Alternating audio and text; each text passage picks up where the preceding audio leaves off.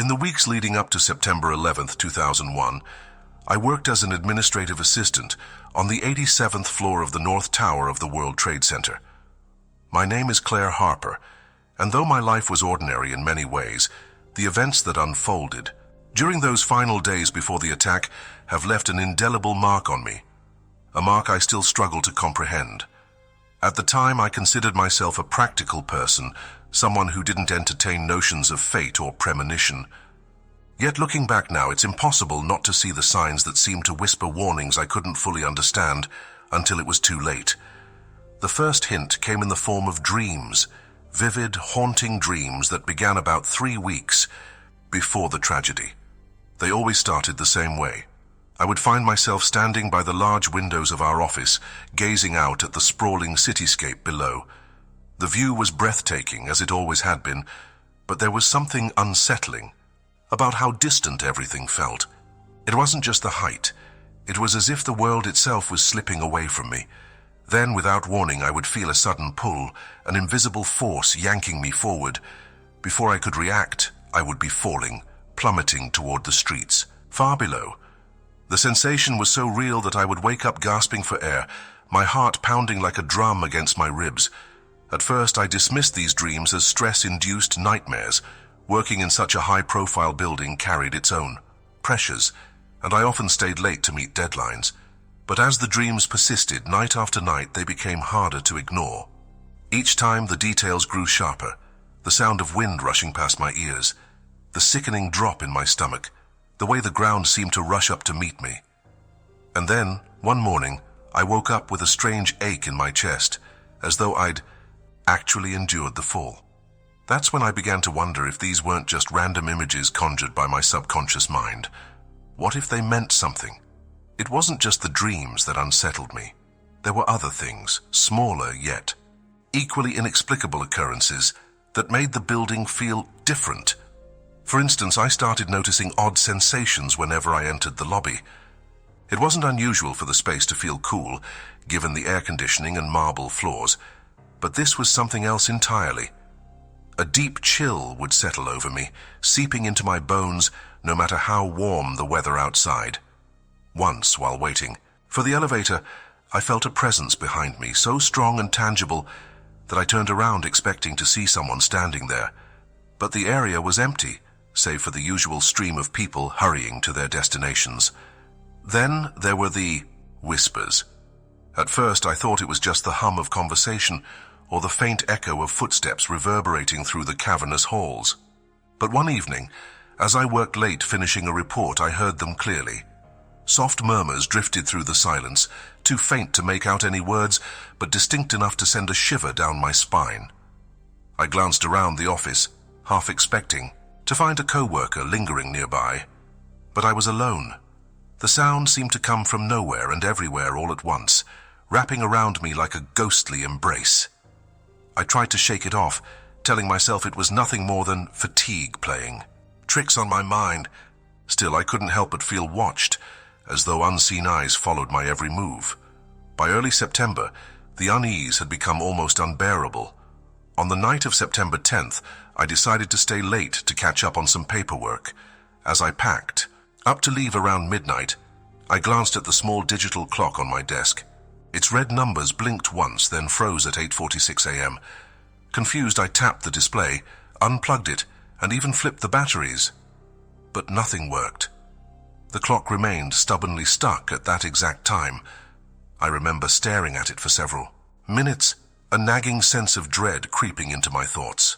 Why 8:46? It didn't hold any significance to me, at least not yet. When I finally left the office, I took the elevator down to the lobby. As the doors slid open, I hesitated, overcome by a wave of reluctance to step outside. The building felt alive in a way I couldn't explain, pulsing with an energy that bordered on malevolent. For a moment, I considered turning back, maybe calling in sick the next day. But logic prevailed, and I convinced myself that I was simply overtired. Little did I know that decision would haunt me forever. The following morning, I arrived at work as usual, carrying a cup of coffee and chatting with colleagues about weekend plans. Everything seemed normal until the first plane hit, The impact shook the entire tower, sending papers flying and desks trembling. Panic erupted instantly, and we scrambled to evacuate. As we descended the stairwell, the memory of my dreams flooded back with terrifying clarity. This was it. The nightmare I'd lived through countless times in my sleep. Only now it was real. Reaching the street below felt like emerging from a war zone. Smoke filled the air, and debris rained down from above. People screamed and cried, their faces streaked with ash and tears. Amid the chaos, I caught sight of the clock tower across the plaza. Its hands were frozen at 8:46 a.m. My breath hitched in my throat as realization dawned. That was the time my desk clock had stopped the night before. Suddenly, all the strange occurrences, the dreams, the chills, the whispers, they clicked into place. The building had been trying to warn us. In the days and weeks that followed, I struggled to process what had happened. Friends and family urged me to focus on gratitude, reminding me that I was one of the lucky ones who survived. But how could I feel grateful when guilt weighed so heavily on my shoulders? Why had I been spared when others hadn't? And why had I ignored the signs? That now seemed so glaringly obvious. Even now, years later, fragments of those premonitions linger in my mind. Sometimes when I walk past tall buildings, I feel that same inexplicable chill, that same sense of being watched. Occasionally, I dream of falling again, though the sensation is less jarring now, almost comforting in its familiarity. It's as if the spirits of those lost are reaching out, assuring me that they haven't been forgotten. Though I'll never fully understand why I experienced what I did, I've come to accept that some mysteries aren't meant to be solved. Instead, I choose to honor the memories of those who perished by sharing my story. If nothing else, perhaps it will serve as a reminder that even in our darkest moments, there is meaning to be found and lessons to be learned, if only we're willing to listen. The morning of September 11th, 2001 began like any other for James O'Connor. A firefighter with Engine Company 34 in Manhattan, he had spent the better part of 2 decades running toward danger while others ran away. At 42 years old, James was a seasoned veteran of the FDNY, known among his colleagues for his calm demeanor under pressure and his unwavering dedication to saving lives. Yet nothing could have prepared him for what would unfold that day, or for the strange encounters that would follow in the weeks and months afterward. James had always been a practical man, someone who trusted in facts and relied on training. To navigate the chaos of emergencies, he didn't believe in ghosts or supernatural phenomena. Those were stories told around campfires or whispered late at night in dimly lit bars. But as he stood amidst the smoldering ruins of the World Trade Center in the hours after the towers collapsed, something shifted within him. It wasn't just the scale of destruction or the sheer number of lives lost. It was the voices. Voices calling out from places where no one should have survived. Voices that lingered long after the dust settled. When the first plane struck the North Tower, James and his crew were already en route to Lower Manhattan. The call came through as a routine fire alarm, but it quickly escalated into something far more dire. By the time they arrived, the scene was apocalyptic.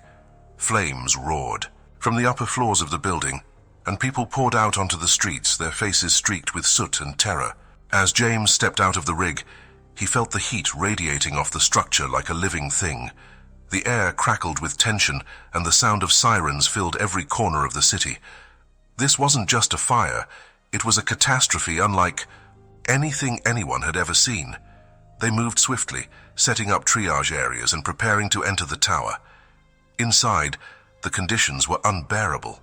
Thick smoke obscured visibility, and the stench of burning materials choked the air. The stairwells were jammed with panicked civilians trying to escape, their cries mingling with the groans of the building itself. Despite the chaos, James remained focused, guiding survivors to safety and searching for those trapped deeper inside. Then, as they ascended to the higher floors, he heard it, a faint voice cutting through the din. "Help me, please." The plea was soft but unmistakable, carried on the currents of smoke and ash. James froze, straining to pinpoint its source. His partner Mike looked at him quizzically. "Are you hear that?" James asked. Mike shook his head, his expression grim. Together they followed the sound, moving cautiously through the labyrinthine corridors. The voice grew louder, more insistent, leading them to a conference room near the impact zone. The door was partially ajar, and James pushed it open, bracing himself for what he might find. But the room was empty. No signs of life, no evidence of anyone having been there recently. Just silence, and an overwhelming sense of loss. Confused but unwilling to give up, James pressed onward. Over the next hour, he and his team rescued several people from the lower floors, pulling them from offices and stairwells before the unthinkable happened. The South Tower collapsed. The force of the explosion sent shockwaves rippling through the surrounding area, forcing everyone to flee for cover. James barely escaped with his life, diving behind a parked car as debris rained down around him. When he emerged moments later, coughing and covered in dust, the landscape had transformed into a hellscape of twisted metal and shattered glass. In the days that followed, James returned to Ground Zero, working tirelessly alongside other first responders to search for survivors and recover remains. The work was grueling, both physically and emotionally, but it gave him purpose in the face of unimaginable tragedy. What he didn't expect, however, were the apparitions. They appeared sporadically at first, flickers in his peripheral vision, shadows darting between piles of rubble. At first he dismissed them as tricks of the light or fatigue-induced hallucinations, but then they became harder to ignore. One evening, as dusk settled over the site, James was sifting through debris near the base of the North Tower when he saw her. She stood about 20 feet away, her form translucent and shimmering like heat waves rising from asphalt. Her features were indistinct, but her posture suggested urgency. She raised an arm, pointing toward a section of collapsed concrete. James hesitated, unsure whether to approach or retreat. Before he could decide, she vanished, leaving behind only a faint chill in the air. Compelled by curiosity, or perhaps something deeper, James followed the direction she had indicated. Digging carefully, he uncovered a small leather briefcase, buried beneath layers of debris. Inside was a wallet containing identification belonging to a woman named Sarah Chen. Later, he learned that Sarah had worked on the 92nd floor of the South Tower and hadn't made it out alive. The discovery left him shaken. Had she been trying to guide him, to ensure her presence was acknowledged? Encounters like this continued throughout his time at Ground Zero. Figures moved silently among the wreckage, some appearing distraught while others seemed serene. Once James reached out to touch one, thinking maybe it was a fellow responder obscured by smoke. His hand passed right through, sending a jolt of cold electricity up his arm. From that moment on, he accepted that these spirits weren't figments of his imagination. They were real, and they needed help finding closure. As weeks turned into months, James found himself drawn back to the site repeatedly, even after his official duties ended. Something about the place called to him, though he couldn't explain why. During these visits, he often brought items recovered from the rubble. Photographs, personal belongings, scraps of clothing, and placed them gently on makeshift altars erected by volunteers. It was his way of honoring the dead, of letting them know they hadn't been forgotten. Sometimes he swore he felt a hand brush against his shoulder or heard a whisper of gratitude in the wind. These moments reassured him that his efforts weren't in vain. Outside of Ground Zero, James struggled to adjust to normalcy. Sleep eluded him, plagued by dreams of falling buildings and endless screams. In waking hours, ordinary sounds, a car backfiring, a door slamming, triggered flashbacks to that fateful morning. Yet amidst the turmoil, the memories of the apparitions provided a strange kind of comfort. They reminded him that even in death, connection endured, that love and sacrifice transcended physical boundaries. Eventually, James decided to share his experiences with others who had been affected by the attacks. At support groups for first responders, he spoke openly about the visions and sensations he'd encountered, hoping to validate the feelings of those who doubted their own sanity. To his surprise, many nodded in understanding, sharing similar stories of unexplained phenomena. Some described hearing disembodied voices during rescue operations. Others recounted seeing figures standing watch over memorials. These shared accounts created a bond among survivors, a collective acknowledgement of the mysteries that defied explanation. Years later, James still thinks about the spirits of Ground Zero. Though he no longer visits the site regularly, he carries their memory with him wherever he goes. On quiet nights when the world feels heavy and uncertain, he sometimes hears whispers, not of fear or despair, but of hope, of resilience, of unity. And in those moments he knows they're still with him, guiding him forward just as they did all those years ago, though he may never fully understand why he was chosen to witness such extraordinary events.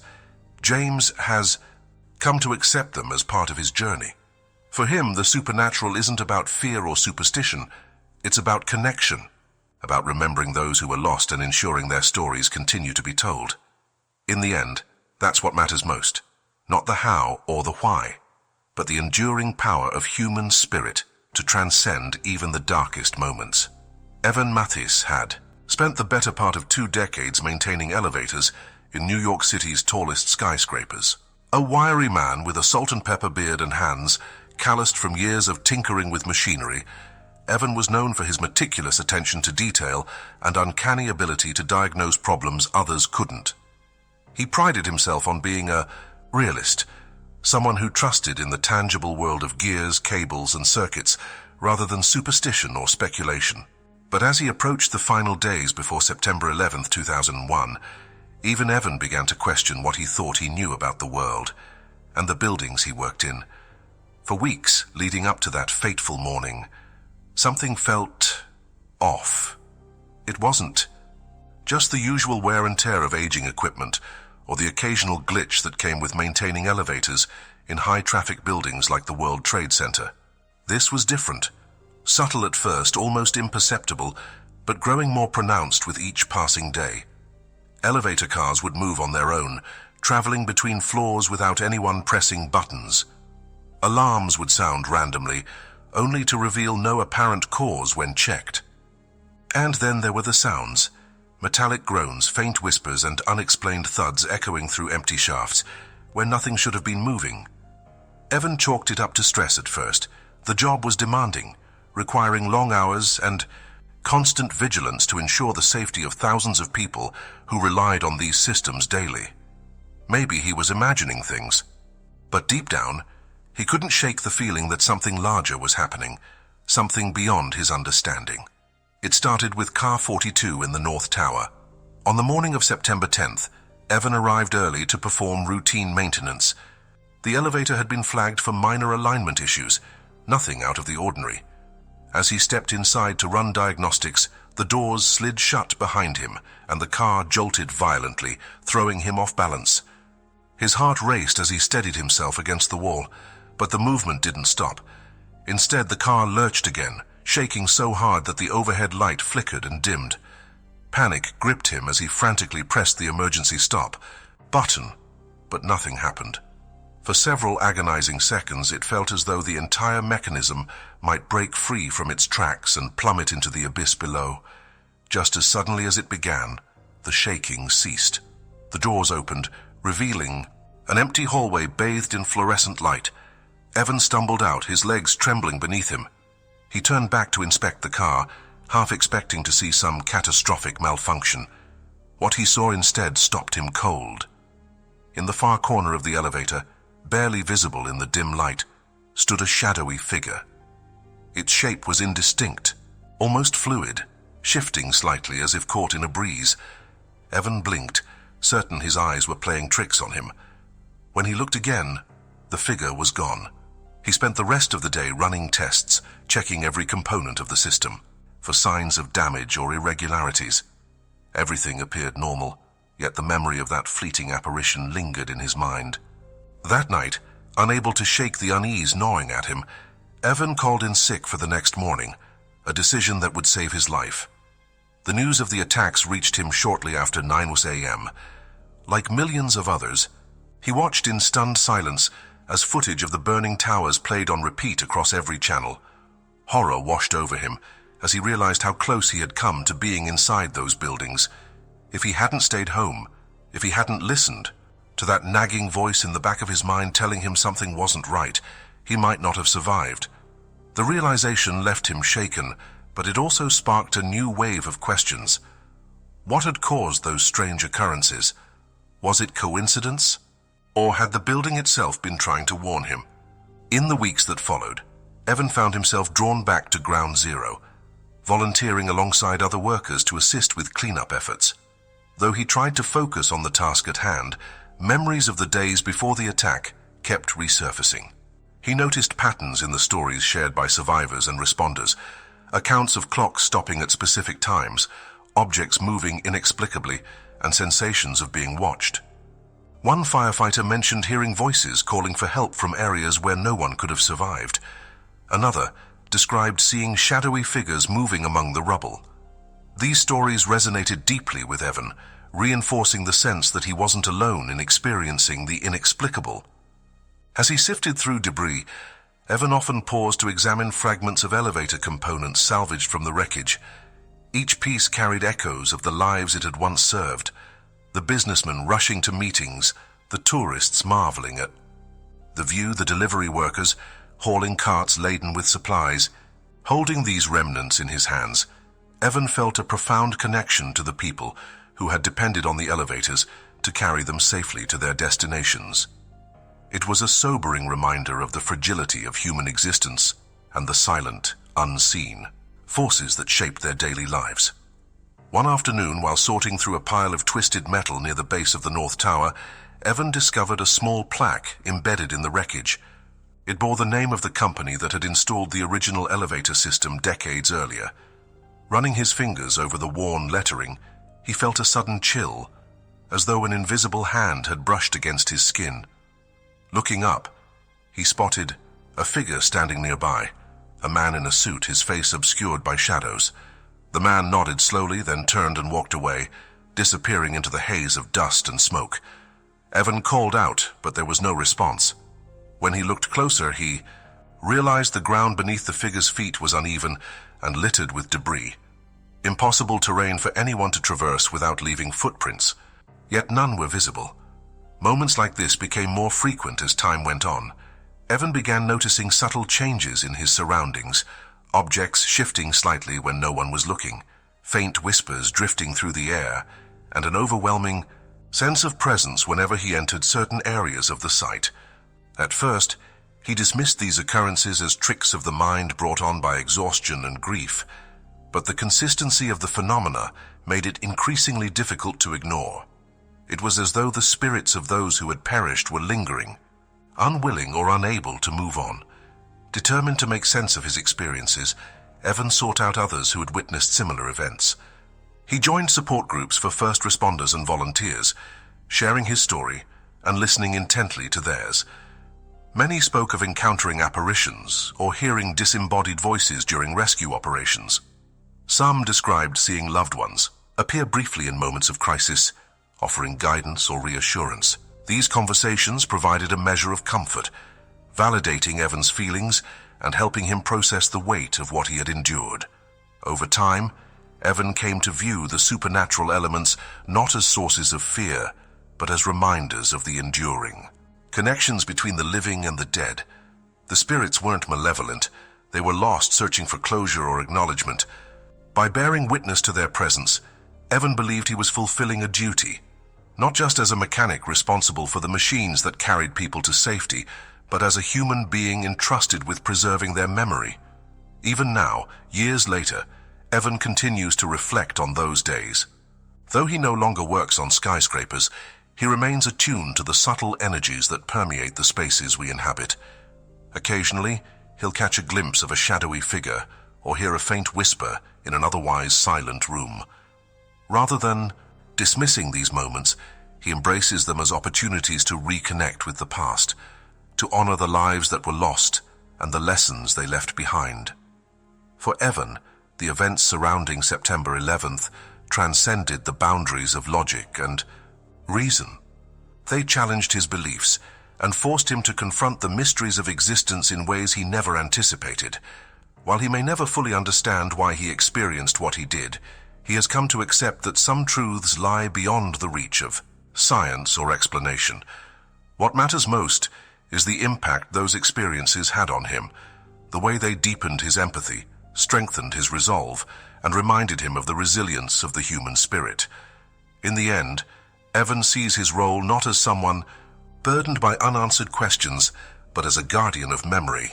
Whether through the quiet hum of an elevator motor or the whispered voices of those who can no longer speak, he carries their stories forward, ensuring that they remain alive in the hearts and minds of those who remember.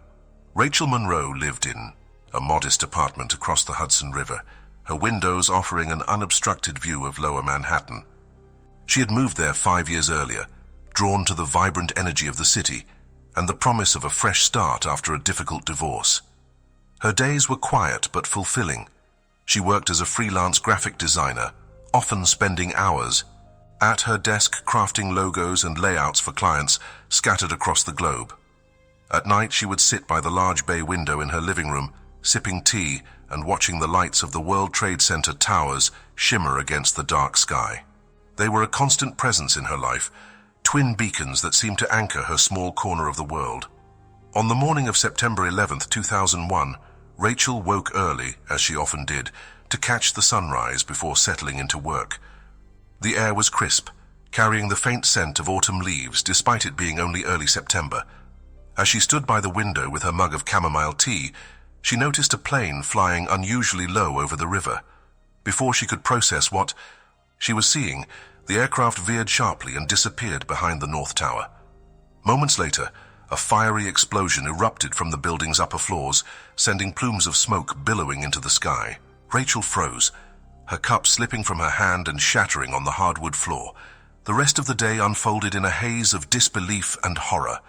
From her vantage point, she watched as the second plane struck the South Tower, the impact reverberating across the water like a thunderclap.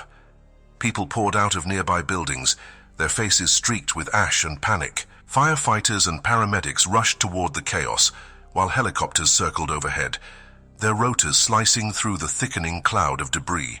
Rachel felt paralyzed, unable to tear her eyes away from the unfolding catastrophe. When the towers collapsed, the shockwave reached her apartment, rattling the windows and shaking the walls.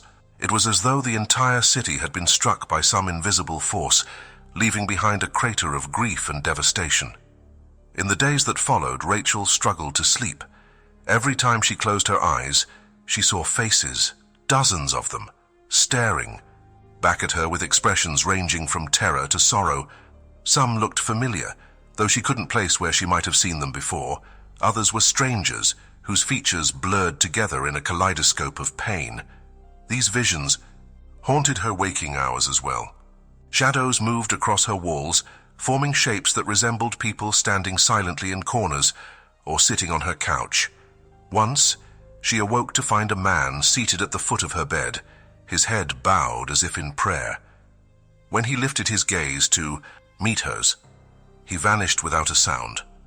At first, Rachel convinced herself that exhaustion was to blame. She hadn't slept properly since the attacks, her mind replaying the events over and over like a broken record.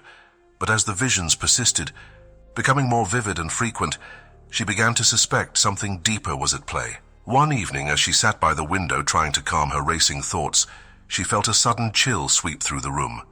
The temperature dropped noticeably, and the hairs on her arms stood on end. Turning slowly, she saw a young woman standing near the bookshelf, her translucent form flickering like candlelight. The woman wore business attire, her briefcase clutched tightly in one hand. Her expression was one of quiet desperation, her lips parted as if attempting to speak. Rachel's breath caught in her throat. "Who are you?" she whispered, her voice trembling. The woman didn't respond, but instead pointed toward the window, her movements deliberate and purposeful.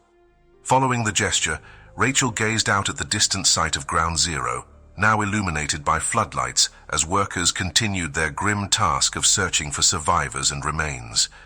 A wave of understanding washed over her. This wasn't just a random apparition. It was someone reaching out, seeking acknowledgement or perhaps even guidance. Compelled by an instinct she couldn't explain, Rachel decided to visit the site the following day. Standing amidst the rubble, she felt overwhelmed by the sheer scale of destruction. The air was heavy with the smell of smoke and charred metal, and the ground beneath her feet was uneven, littered with twisted steel beams and fragments of concrete. As she walked along the perimeter fence, she paused near a pile of debris where recovery teams were working. Something about the spot felt significant, though she couldn't articulate why. Suddenly, she recalled the woman from her apartment, the way she had pointed so insistently toward this exact location. Approaching a nearby volunteer coordinator, Rachel described the vision she'd had, including details about the woman's appearance and demeanor. To her astonishment, the coordinator recognized the description immediately. "That sounds like Sarah Chen," he said solemnly. "She worked on the 92nd floor of the South Tower. We've been trying to locate her remains." Rachel's stomach churned as she realized the weight of what she had witnessed. Had Sarah been trying to guide her, to ensure her final resting place was found? Over the next several weeks, Rachel returned to Ground Zero multiple times, volunteering alongside other residents who wanted to contribute in any way they could. Each visit brought new encounters with spirits, their forms growing clearer and more distinct as she learned to trust her intuition. Some appeared briefly, offering nods of gratitude before fading into the ether. Others lingered longer, communicating through gestures or fleeting impressions that Rachel interpreted as messages meant to aid the recovery efforts. Though she never spoke openly about these experiences, fearing ridicule or skepticism, she came to view them as sacred moments, a bridge between the living and the dead. Back in her apartment, the visions continued, though they took on a different tone. Instead of fear or despair, Rachel sensed a profound sense of peace emanating from the figures who visited her. They seemed content simply to exist within her space, their presence a reminder that they hadn't been forgotten. One night, as she lay in bed staring at the ceiling, she heard a soft voice whisper her name. Startled, she sat up and scanned the room, expecting to see another apparition. But the voice came again, this time accompanied by a warm sensation enveloping her chest. "Thank you," it said gently. Tears streamed down Rachel's face as she realized the spirits weren't lingering out of malice or confusion. They were expressing gratitude. Gratitude for bearing witness, for honoring their memories, for refusing to let them fade into oblivion. As months turned into years, Rachel found solace in sharing her story with others who had experienced similar phenomena. She joined support groups for survivors and volunteers, listening intently to accounts of ghostly encounters and unexplained occurrences. Many spoke of hearing disembodied voices during rescue operations, or seeing shadowy figures moving among the wreckage. These conversations reinforced the idea that she wasn't alone, that countless individuals had been touched by the same inexplicable forces in the aftermath of the attacks. Though the intensity of the visions eventually subsided, Rachel remained deeply connected to the memories of those who had perished. On quiet evenings, when the city buzzed softly outside her window, she would light a candle and sit by the bay, gazing at the skyline where the towers once stood. Sometimes she swore she could feel their presence beside her, a gentle touch on her shoulder or a whisper carried on the breeze. These moments reassured her that the bond she had formed with the spirits transcended the boundaries of life and death. For Rachel, the events surrounding September 11th became a turning point, not just in how she viewed the world, but in how she understood her place within it. What had initially seemed like a curse transformed into a gift, a reminder of the interconnectedness of all things. The spirits weren't haunting her. They were guiding her, urging her to remember and to heal. Through them, she discovered a newfound sense of purpose, dedicating herself to preserving the stories of those who had been lost and ensuring their legacies endured. Today, Rachel continues to honor their memory in small but meaningful ways. She volunteers at local memorials, helping organize events that bring communities together to reflect on the past and celebrate resilience. She writes letters to families of victims, sharing anecdotes and insights gleaned from her experiences. And on anniversaries of the attacks, she visits the 9/11 Memorial and Museum, placing flowers near the names etched into the stone. For her, these acts are not obligations, but expressions of love. For the city she calls home, for the lives that were cut tragically short, and for the enduring power of human connection. Though she may never fully comprehend why she was chosen to bear witness to such extraordinary events, Rachel has come to accept that some truths lie beyond the reach of logic or explanation. What matters most is the impact those experiences had on her, the way they deepened her empathy, strengthened her resolve and reminded her of the resilience of the human spirit. In the end, she sees her role not as someone burdened by unanswered questions, but as a guardian of memory, entrusted with carrying forward the stories of those who can no longer speak for themselves. Michael Torres had always been drawn to the chaos of emergencies, finding purpose in the adrenaline-fueled moments when lives hung precariously in the balance. As a paramedic with over a decade of experience, he thrived under pressure, his steady hands and calm demeanor making him a trusted figure among both colleagues and patients. Born and raised in Queens, Michael was no stranger to the grit and resilience of New York City. He had seen its highs and lows, the joy of parades winding through crowded streets, the despair etched on faces during blackouts or subway strikes, but nothing could have prepared him for the events of September 11th, 2001. That morning began like any other.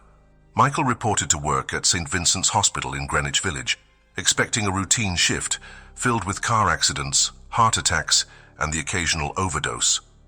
The call came just after 9 a.m., a mass casualty incident at the World Trade Center. Within minutes, he and his partner, Elena, were racing south toward Lower Manhattan, their ambulance weaving through traffic as smoke billowed into the sky ahead. By the time they arrived, the scene was apocalyptic. Dust choked the air, debris littered the streets, and survivors staggered about, their clothes torn and faces streaked with ash.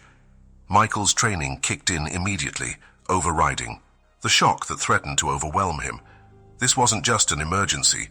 It was a catastrophe unlike anything he'd ever encountered. For hours, Michael worked tirelessly, treating victims pulled from the rubble and ferrying the critically injured to nearby hospitals. Each patient carried fragments of the horror they had endured. Shrapnel embedded in skin, burns blistering flesh, lungs scorched by toxic fumes. Among them was a man named David, who lay crumpled near the base of the North Tower, his injuries severe but not immediately life-threatening. As Michael knelt beside him, assessing his condition, David reached out weakly, gripping his wrist with surprising strength. "Tell my wife I love her," he rasped, his voice barely audible above the din of sirens and collapsing steel. Before Michael could respond, David's grip loosened, and his eyes fluttered shut. Moments later, he was gone. The weight of those final words stayed with Michael long after the day ended. In the weeks that followed, he tracked down David's widow, delivering the message as promised. She broke down in tears, clutching him tightly as if trying to hold on to the last piece of her husband she would ever receive. But what happened next left Michael questioning everything he thought he knew about life, death, and the boundaries between them. As he stood in her doorway, watching her grieve, he felt a presence behind him, a familiar warmth radiating against his back. Turning slightly, he saw David standing there, nodding approvingly before vanishing into thin air. It was impossible, irrational, yet undeniably real. Encounters like this became more frequent as Michael continued his work in the aftermath of the attacks. Ground Zero became a second home, where he spent countless hours assisting rescue workers and tending to the injured. Amid the devastation, he began noticing figures moving silently among the wreckage, translucent forms flickering like heat waves rising from asphalt. At first, he dismissed them as tricks of the light or fatigue-induced hallucinations, but the consistency of these apparitions made it increasingly difficult to ignore. They weren't menacing or malevolent, rather they seemed lost, searching for something or someone to guide them. One evening, while treating a firefighter suffering from smoke inhalation, Michael felt an inexplicable chill sweep over him. Glancing up, he saw a young woman standing nearby, her form shimmering faintly in the dim glow of floodlights. Her expression was one of quiet desperation, her lips parted as if attempting to speak. Michael hesitated, unsure whether to address her directly or dismiss the vision as another product of exhaustion. Before he could decide, she pointed toward a pile of rubble several yards away. Following her gesture, Michael directed a search team to the location, where they eventually uncovered the remains of a victim whose identity matched the description provided by the woman's appearance. It was as though she had been leading them to her final resting place. These experiences profoundly affected Michael, forcing him to confront questions he had never considered before. Were these spirits lingering because they hadn't found closure? Or were they reaching out to ensure their stories weren't forgotten? Whatever the reason, Michael felt compelled to honor their presence, viewing each encounter as an opportunity to connect with those who had been lost. He began keeping a journal, documenting every interaction in meticulous detail, their appearances, gestures, and any messages they seemed to convey. Over time, patterns emerged, revealing connections between the spirits and the living. Some appeared briefly, offering nods of gratitude before fading into the ether. Others lingered longer, communicating through fleeting impressions or whispered words that Michael interpreted as guidance for recovery efforts. Outside of Ground Zero, Michael struggled to adjust to normalcy. Sleep eluded him, plagued by dreams of falling buildings and endless screams. In waking hours, ordinary sounds, a car backfiring, a door slamming, triggered flashbacks to that fateful morning. Yet amidst the turmoil, the memories of the apparitions provided a strange kind of comfort. They reminded him that even in death, connection endured, that love and sacrifice transcended physical boundaries. Eventually, Michael decided to share his experiences with others who had been affected by the attacks. At support groups for first responders, he spoke openly about the visions and sensations he'd encountered, hoping to validate the feelings of those who doubted their own sanity. To his surprise, many nodded in understanding, sharing similar stories of unexplained phenomena. Some described hearing disembodied voices during rescue operations. Others recounted seeing figures standing watch over memorials. These shared accounts created a bond among survivors, a collective acknowledgement of the mysteries that defied explanation. Years later, Michael still thinks about the spirits of Ground Zero. Though he no longer visits the site regularly, he carries their memory with him wherever he goes. On quiet nights, when the world feels heavy and uncertain, he sometimes hears whispers, not of fear or despair, but of hope, of resilience, of unity. And in those moments, he knows they're still with him, guiding him forward just as they did all those years ago. Though he may never fully understand why he was chosen to witness such extraordinary events, Michael has come to accept them as part of his journey. For him, the supernatural isn't about fear or superstition. It's about connection, about remembering those who were lost and ensuring their stories continue to be told. In the end, that's what matters most. Not the how or the why, but the enduring power of human spirit to transcend even the darkest moments. Today, Michael dedicates much of his time to preserving the legacies of those who perished. He volunteers at local memorials, helping organize events that bring communities together to reflect on the past and celebrate resilience. He writes letters to families of victims, sharing anecdotes and insights gleaned from his experiences. And on anniversaries of the attacks, he visits the 9/11 Memorial and Museum, placing flowers near the names etched into the stone. For him, these acts are not obligations, but expressions of love, for the city he calls home, for the lives that were cut tragically short, and for the enduring power of human connection. Through it all, Michael remains steadfast in his belief that the spirits he encountered weren't haunting him. They were guiding him, urging him to remember and to heal. Through them, he discovered a newfound sense of purpose, dedicating himself to preserving the stories of those who can no longer speak for themselves.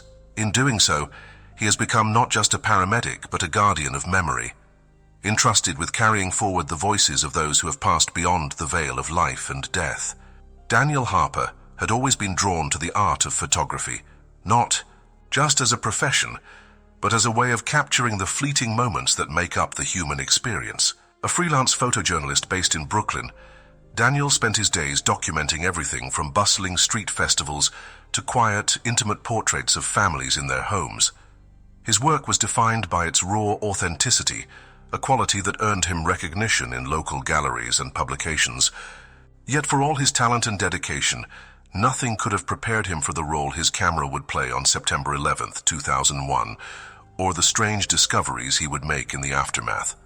The morning of the attacks began like any other.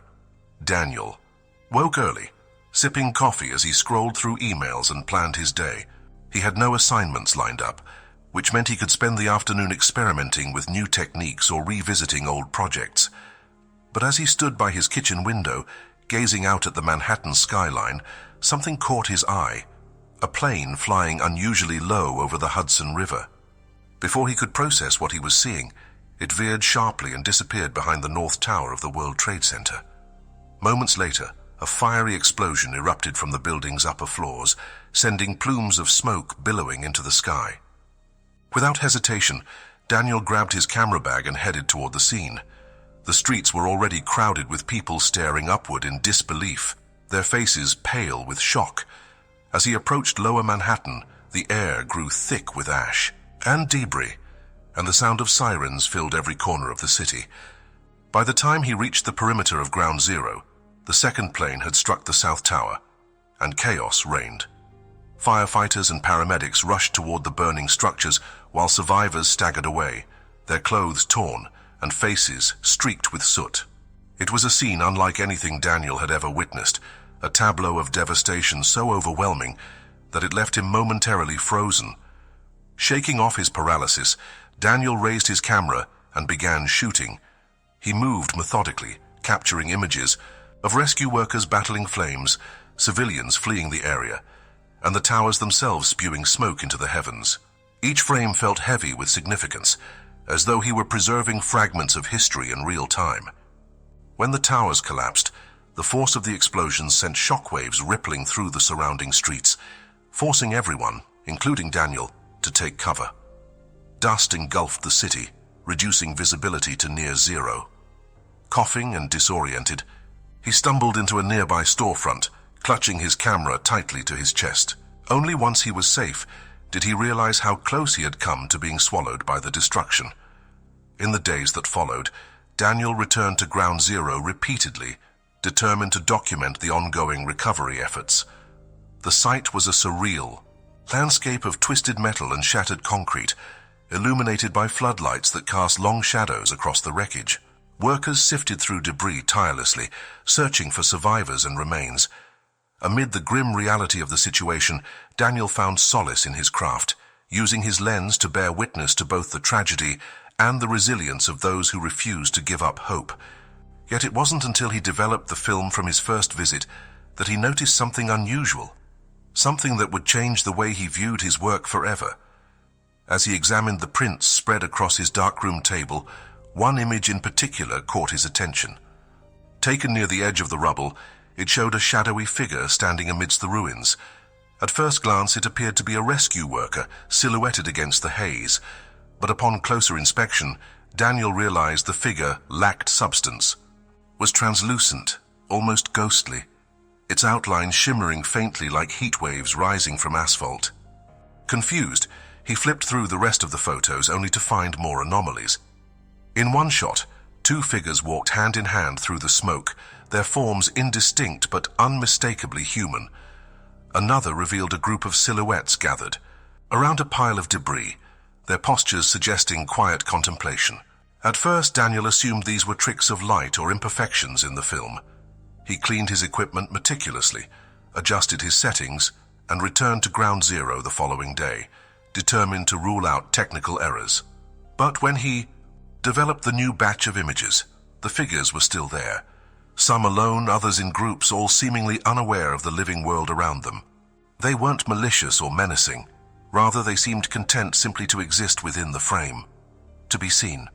Over time, Daniel began to accept that these apparitions weren't flaws in his photography, but glimpses into another realm, one where the spirits of those who had perished lingered, unwilling or unable to move on.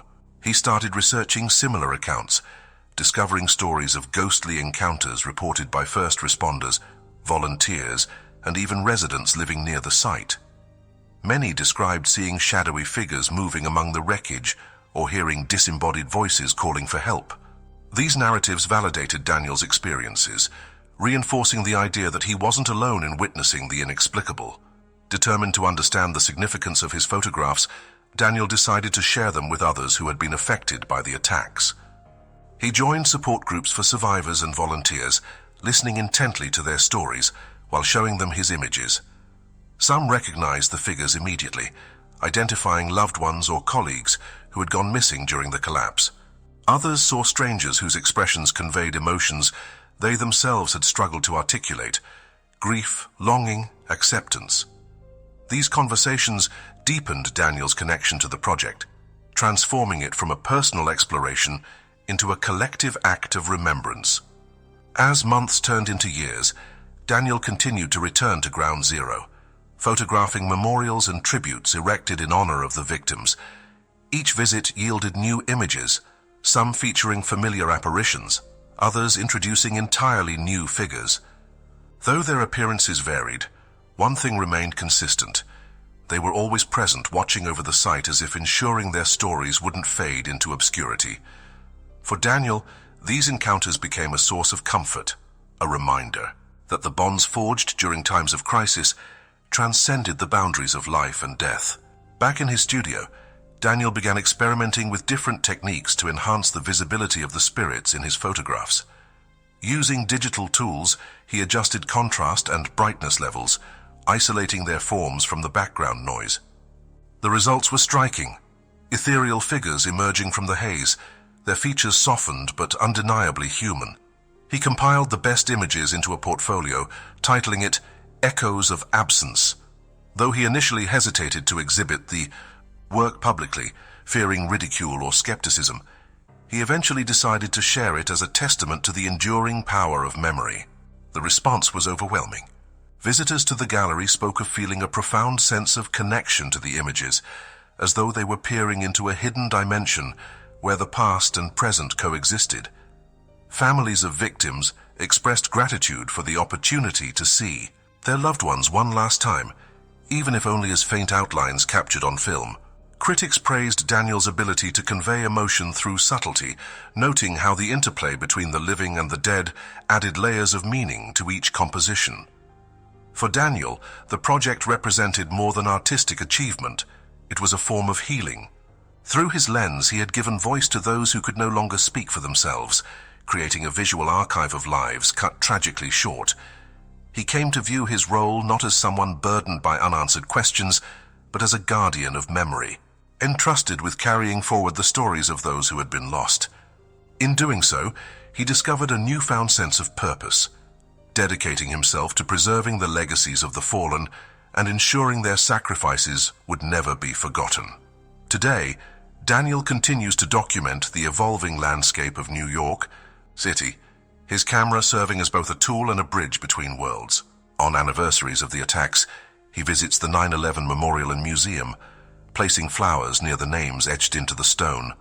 And on quiet evenings, when the city buzzes softly outside his window, he flips through his portfolio, marveling at the figures who have become silent companions in his journey. For him, these moments are not reminders of loss, but celebrations of resilience, the enduring power of the human spirit to transcend even the darkest chapters of history.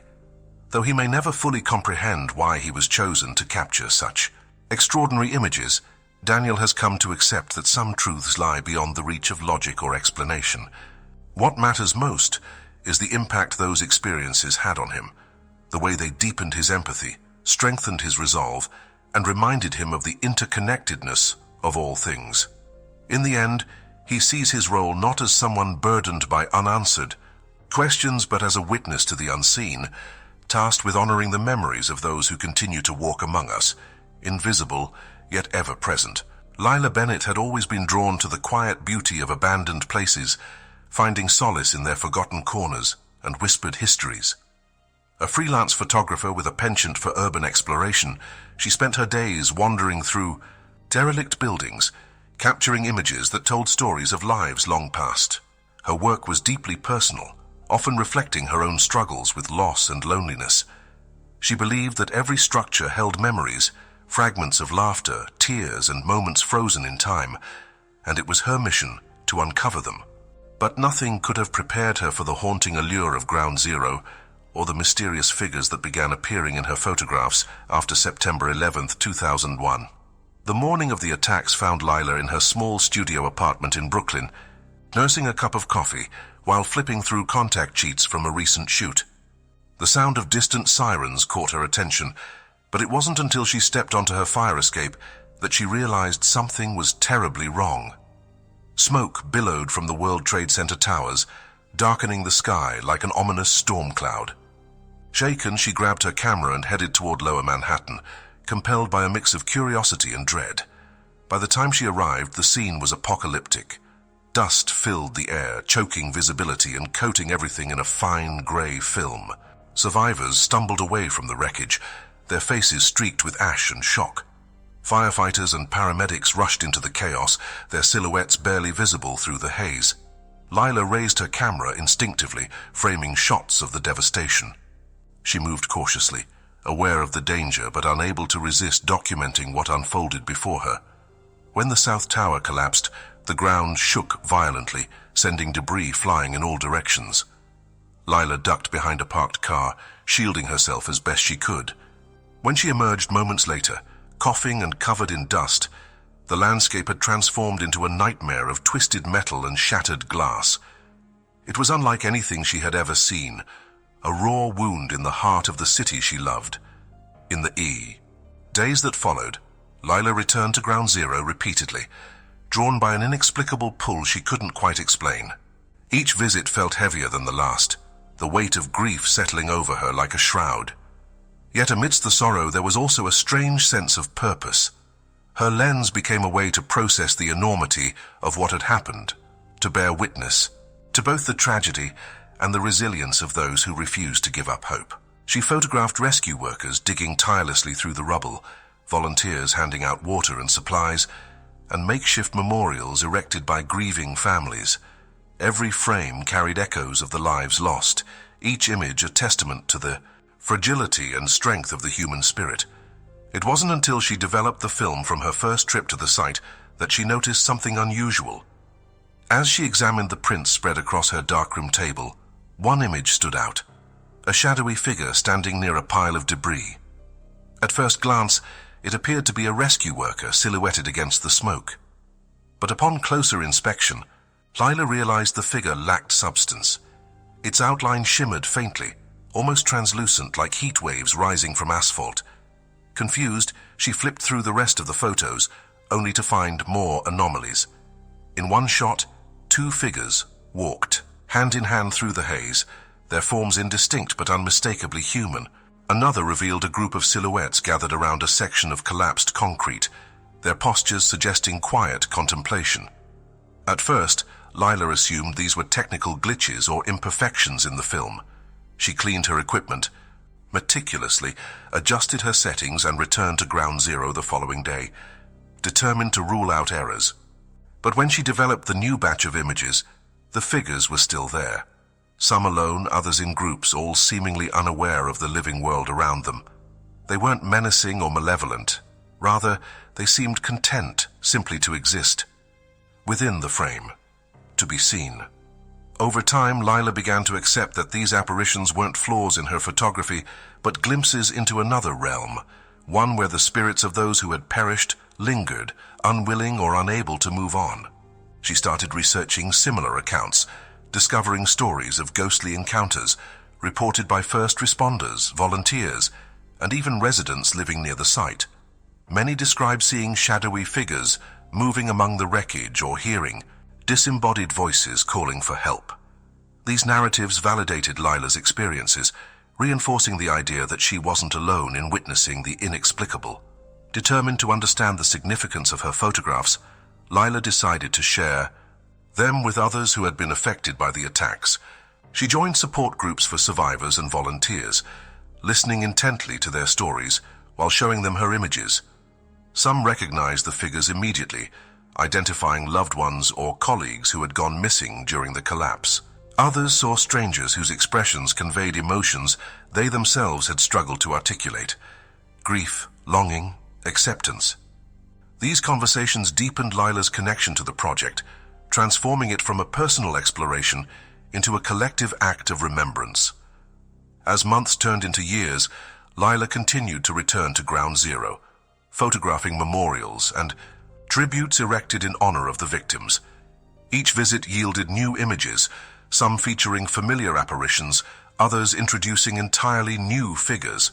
Though their appearances varied, one thing remained consistent: they were always present, watching. Over the site, as if ensuring their stories wouldn't fade into obscurity.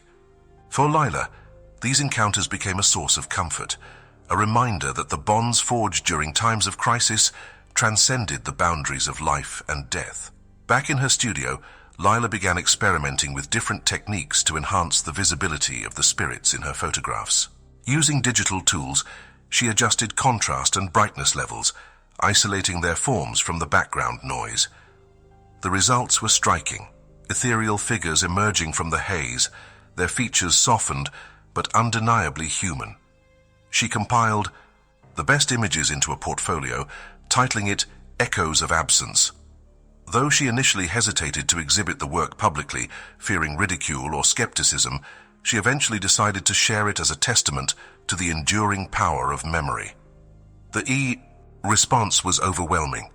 Visitors to the gallery spoke of feeling a profound sense of connection to the images, as though they were peering into a hidden dimension where the past and present coexisted.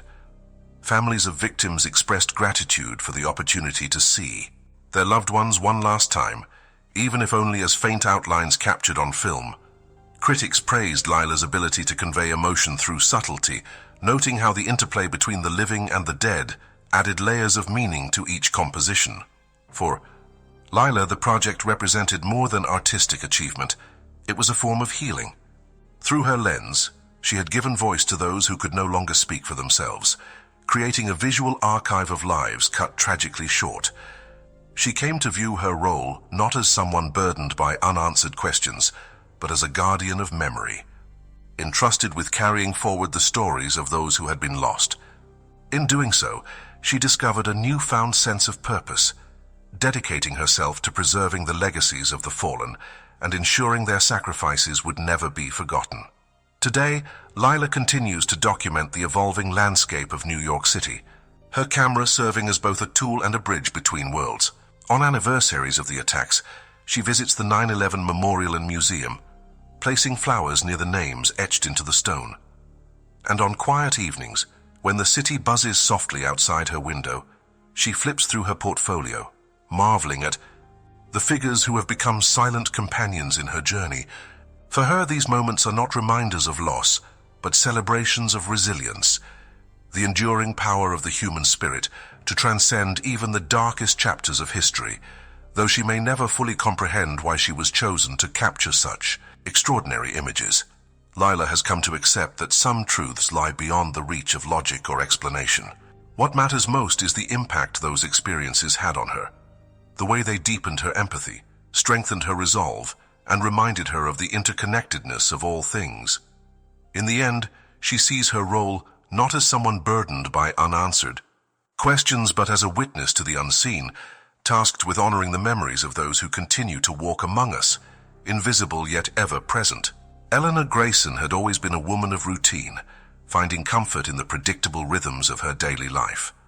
A librarian at the New York Public Library's Midtown branch, she spent her days surrounded by books, their spines neatly aligned on towering shelves that stretched toward the ceiling. Eleanor was known for her quiet demeanor and meticulous attention to detail, qualities that made her exceptionally good at her job. She took pride in helping patrons find exactly what they were looking for, whether it was a rare volume of poetry or a well-worn copy of a childhood favorite. But beneath her calm exterior lay a deep curiosity about the unseen forces that shaped the world, forces she had never encountered until the events surrounding September 11th, 2001. The morning of the attacks began like any other. Eleanor arrived at the library shortly after 8 a.m., carrying a thermos of chamomile tea and a bagel wrapped in foil. The streets were alive with the usual bustle of commuters rushing to work, vendors setting up carts, and delivery trucks unloading supplies. As she unlocked the heavy wooden doors of the library, she noticed a group of construction workers gathered near the corner, gazing upward with expressions of alarm. Following their gaze, she saw smoke billowing from one of the World Trade Center towers. At first, she thought it might be steam escaping from a vent, or perhaps a minor fire easily contained. But as the minutes passed, the plume grew thicker, darker, and more ominous. By the time the second plane struck the South Tower, panic had spread through the city like wildfire. Patrons rushed into the library seeking refuge, their faces pale and streaked with ash. Some clutched cell phones, frantically trying to reach loved ones. Others sat silently, staring blankly at the floor. Eleanor did her best to maintain order, offering water and tissues while reassuring everyone that they were safe inside the building. Yet even as she focused on caring for those around her, she couldn't shake the feeling that something profound and inexplicable was unfolding.